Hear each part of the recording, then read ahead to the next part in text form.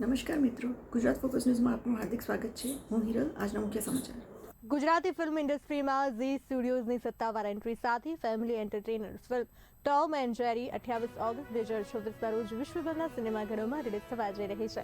ધર્મેશ મહેતા દિગ્દર્શિત ફિલ્મમાં સિદ્ધાર્થ રાંદેરિયા, ધન્યા દોશી અને અનુરાગ પ્રબંધ મુખ્ય ભૂમિકામાં જોવા મળશે. ફિલ્મમાં કૌટુંબિક સંબંધો, હાસ્ય, લાગણી અને અનેક ટ્વિસ્ટનો મનોરંજક સમન્વય જોવા મળશે. ગુજરાતી સિનેમાને રાષ્ટ્રીય તથા વૈશ્વિક સ્તરે વધુ વ્યાપ પહોંચ અપાવવાના પ્રયાસ રૂપે તેને રજૂ કરવામાં આવી રહી છે. જી નમસ્તે, હું સિદ્ધાર્થ રાંદેરિયા. આજે અહીંયા જે બેઠો છું તમારી સામે અમારી આખી આ ટીમ છે. મારી આવનારી ફિલ્મ જે 28મી ઓગસ્ટ રક્ષાબંધનને દિવસે રજૂ થવાની છે સિનેમાઘરોમાં, નામ છે જેનું Tom and Jerry. Yes, Tom and જેરી. સરસ મજાની ફેમિલી એન્ટરટેનર ફિલ્મ છે દોસ્તો, અને એક બે જે પ્રીમિયર કર્યા એમાં લોકોનો પ્રતિસાદ પણ ખૂબ જ સરસ આવ્યો છે. તો જરૂરથી રક્ષાબંધનનો દિવસ છે એટલે આઈ વુડ રિક્વેસ્ટ બધાને કે સાંજ પડે રાત પડે આખા ફેમિલી સાથે એક ઉજવણી કરો, અને યાદગાર ઉજવણી રહેશે કે આપણને યાદ છે એ રક્ષાબંધનમાં આપણે એ ટાઈપની આ ફિલ્મ છે અને સરસ મજાનો મેસેજ પણ એમાં છે. બીજી એક જાણકારી આપી દઉં તમને, તો આ ફિલ્મ સાથે ઝી સ્ટુડિયો સંકળાયું છે. ઝી સ્ટુડિયોની આ પહેલી ગુજરાતી ફિલ્મ છે, જે ખરેખર ખૂબ જ આનંદની અને ગર્વની બાબત છે અમારે માટે, આપણા સૌ માટે, ગુજરાતીઓ માટે, કે આજે આવા મોટા મોટા પ્રોડક્શન હાઉસ પણ આપણા ગુજરાત તરફ વળી રહ્યા છે અને આપણી ફિલ્મને સપોર્ટ કરી રહ્યા છે. એટલે ખરેખર ખૂબ જ આવકારદાયક વાત છે. મારું નામ ધન્યા દોશી છે અને મેં આ મૂવીમાં ટોમનો રોલ પ્લે કર્યો છે, ટોમ એન્ડ જેરી. તને આ સ્ક્રિપ્ટ કેવી રીતે મળી અને તે કેવી રીતે ફિલ્મ પસંદ કરી?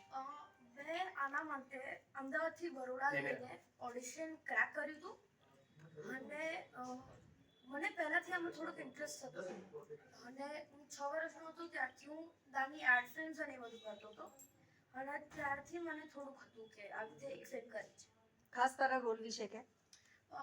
મારો રોલ એક નાના બાળકનો છે જે એક 70 યર ઓલ્ડ માણસને મળે છે અને એ બંનેના રિલેશન અને એજ ગેપને અવોઇડ કરીને કેવી રીતે એ લોકો ફ્રેન્ડશિપ ક્રિએટ કરે છે ને એ બધું થાય છે એના માટે એના બરાબર છે. તારે સિદ્ધાર્થભાઈ સાથે કામ કરવાનું આવ્યું, કેવું લાગ્યું અને શું શું ખાસ શીખવા મળ્યું?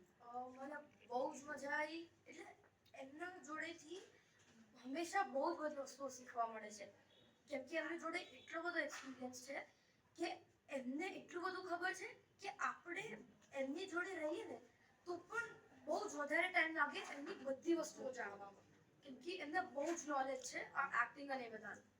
તારા સ્કૂલના સ્ટુડન્ટ્સને બધાને કેવું લાગ્યું તારું આ પાર્ટ? હા, હું એક નવા ક્લાસમાં શિફ્ટ થયો હતો ત્યારે સ્ટાર્ટિંગમાં એ લોકોને નથી ખબર, પણ મેં જ્યારે કીધું ત્યારે એ લોકોને બહુ જ ગમ્યું અને શોક થઈ ગયા કે આવી રીતે હું આવી રીતે ફિલ્મ્સ અને એક્ટ કરું. હવે તારું ફ્યુચર શું છે? તું આ ફિલ્મમાં રહેવાનું છે? હા, મારે ફિલ્મ્સ કરવું છે અને જોડે ભણવું પડશે. કયા સ્ટાન્ડર્ડમાં છે? હું હમણાં 7th સ્ટાન્ડર્ડમાં. તો તું બંને કેવી રીતે કરે છે, એક્ટિંગ અને ભણવાનું? હા, જ્યારે પણ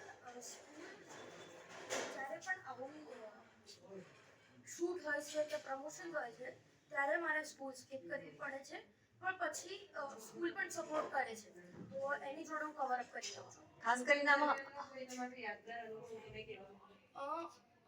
શૂટિંગ દરમિયાન તમે સોંગમાં જોયું હશે, અમે લોકો હતા તાપી વન્ડરલેન્ડમાં. ત્યાં બહુ જ મજા આવી હતી અને એક લાઈક પેડ વેકેશન હતું, બહુ જ મજા આવી હતી એ દિવસે. ખાસ છોકરાઓએ હસવું જોઈએ, મોટા લોકોએ હસવું જોઈએ? હા, આ મૂવી આખી હસવા પર અને હ્યુમર જ છે, બહુ જ મજા આવશે.